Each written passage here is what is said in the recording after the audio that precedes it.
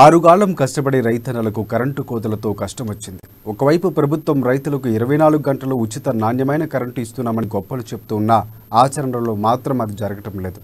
యాసంగిలో వరి సాగుకు కరెంటు కోతలతో ఇబ్బందులకు ఎదురవుతున్నాయి.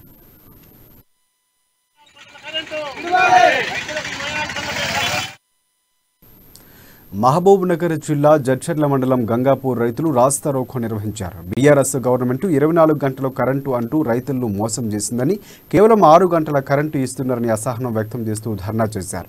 రాత్రి వేళల్లో కాకుండా ఉదయం వ్యవసాయానికి కరెంటు ఇవ్వాలని డిమాండ్ చేశారు.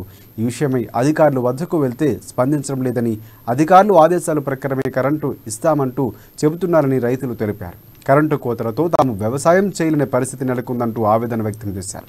తమకు 24 గంటలు నాణ్యమైన కరెంటు ఉదయం పూటనే ఇవ్వాలంటూ రోడ్డుపై బైఠాయించి రాస్తారోకో నిర్వహించారు రైతులు. దాంతో 3 కిలోమీటర్ల మేర వాహనాలు నిలిచిపోయాయి.